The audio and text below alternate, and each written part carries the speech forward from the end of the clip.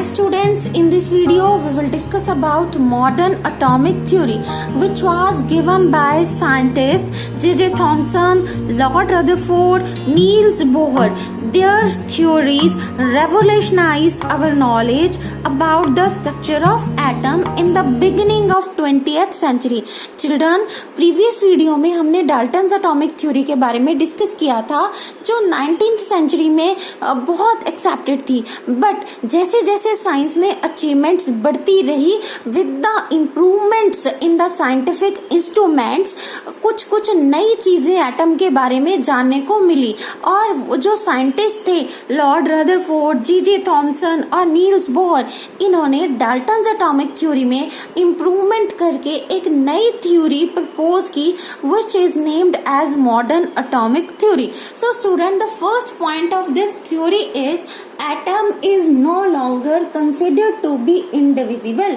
Meaning ये कि अब ये और ज्यादा बिलीव नहीं किया जाता था कि एटम डिवाइड नहीं किया जा सकता. क्यों? क्योंकि एटम के अंदर इलेक्ट्रॉन्स हैं, प्रोटॉन्स हैं, न्यूट्रॉन्स हैं और उनको भी साइंटिस्ट ने अलग से डिस्कवर कर लिया था. तो जो फर्स्ट पॉइंट है कि जो डाल्टन एटॉमिक थ्योरी कह रही थी कि एटम इज इनडिविजिबल, अब ये पॉइंट ब्रेक हो गया और उस पॉइंट को चेंज करके नया पॉइंट मॉडर्न एटॉमिक थ्योरी ने बनाया कि atom is no longer considered to be indivisible, means atom अब डिवाइड किया जा सकता है. सेकेंड पॉइंट था कि atoms of same element have same atomic masses, कि डाल्टन एटॉमिक थ्योरी ने कहा था कि एक एलिमेंट के सारे एटम्स जो होते हैं वो एक जैसे होते हैं, सबका मास एक जैसा होता है. लेकिन लेटर ऑन ये पता चला कि ऐसा भी होता है कि कई बारी सेम एलिमेंट के एटम्स का भी मास अलग अलग होता है और ऐसे केसेस को हम आइसोटॉप्स कहते हैं. जैसा एग्जांपल है हाइड्रोजन का.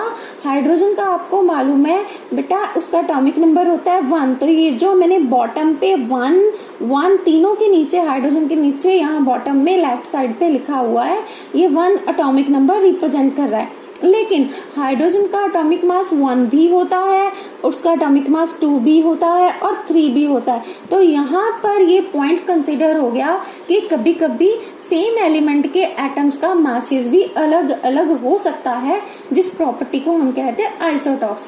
थर्ड पॉइंट है कि atoms of different elements may have same atomic masses, कि कभी कभी ऐसा भी हो सकता है कि दो अलग अलग एलिमेंट के एटम्स हो लेकिन उनका एटॉमिक मास कैसा हो, सेम हो. जो डाल्टन एटॉमिक थ्योरी ने कहा था कि ऐसा नहीं हो सकता कि दो डिफरेंट एलिमेंट हो और उनकी कोई प्रॉपर्टी एक जैसी हो, लेकिन मॉडर्न एटॉमिक थ्योरी कहती है ऐसा हो सकता है कि दो एटम अलग अलग एलिमेंट को बिलोंग कर रहे हो लेकिन फिर भी उनका मास जो है वो एक जैसा हो. जैसा उसने एग्जाम्पल दिया आर्गन, पोटेशियम और कैल्शियम का. आर्गन का एटॉमिक नंबर 18 होता है, पोटेशियम का 19, कैल्शियम का 20.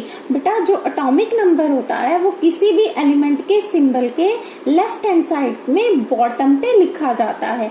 देन आर्गन के एटम्स का मास 40 भी हो सकता है, पोटेशियम के एटम्स का मास भी 40 पॉसिबल है, कैल्शियम के भी कुछ एटम्स जो होते हैं 40 एटॉमिक मास के हो सकते हैं. सो इट मीन्स हमारे पास ये तीनों जो एटम है अलग अलग एलिमेंट को बिलोंग कर रहे हैं, स्टिल उनके मासेस एक जैसे हैं. तो ये जो प्रॉपर्टी है उसको हम कहते हैं isobars. These all are isobars. और यहाँ पर डाल्टन्स एटॉमिक थ्योरी का थर्ड पॉइंट जो है वो भी इम्प्रूव किया गया कि कभी कभी डिफरेंट एलिमेंट के एटम्स का एटॉमिक मास भी एक जैसा हो सकता है. नेक्स्ट है ratio in which different atoms combine with one another may not always be simple.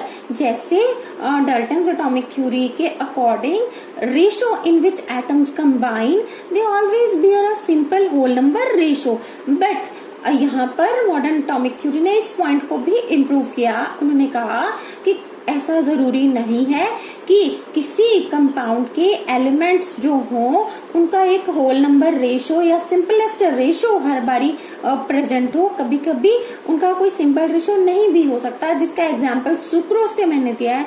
Sucrose बेटा जो हम शुगर खाते हैं, चीनी खाते हैं, उसका फॉर्मूला क्या होता है C12H22O11 and it is named as sucrose. तो यहाँ पर आप देखो कि 12, 22, 11 इसका कोई सिंपलेस्ट रेशो पॉसिबल नहीं है, राइट। सो नेक्स्ट पॉइंट है हमारे पास कि atom is not longer indestructible, कि डाल्टन्स एटॉमिक थ्योरी कहती थी कि atom can neither be created nor be destroyed, कि ना तो एटम को क्रिएट कर सकते हैं ना ही डिस्ट्रॉय कर सकते हैं।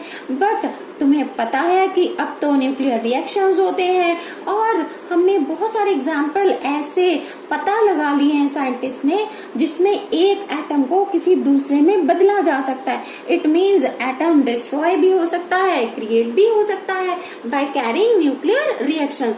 फॉर एग्जाम्पल स्टूडेंट्स, अगर नाइट्रोजन के ऊपर अल्फा रेज डाली जाए तो it can be converted into oxygen. तो यहाँ पर देखो नाइट्रोजन क्या हो गया, डिस्ट्रॉय, ऑक्सीजन हो गया क्रिएट। इट मीन्स अब एटम्स को क्या कर सकते हैं हम, क्रिएट भी कर सकते हैं और डिस्ट्रॉय भी कर सकते हैं। इट मीन्स अब एटम जो है वो इनडिस्ट्रक्टिबल नहीं है, उसको डिस्ट्रॉय भी किया जा सकता है। सिमिलरली अगर न्यूट्रॉन्स को यूरेनियम पर डाला जाए तो यूरेनियम को प्लूटोनियम में बदला जा सकता है।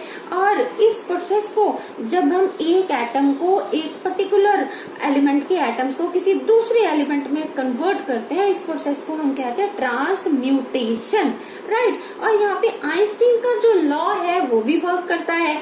आइंस्टीन के according energy is equal to mc², means mass can be converted into energy and energy can be converted into mass, right. तो ऐसा देखा गया है कि सम टाइम जब ये कन्वर्जन होती हैं, जब एक एलिमेंट किसी दूसरे एलिमेंट में बदला जाता है, तो कभी कभी कुछ मास जो है वो डिस्ट्रॉय होके एनर्जी में कन्वर्ट हो जाते हैं।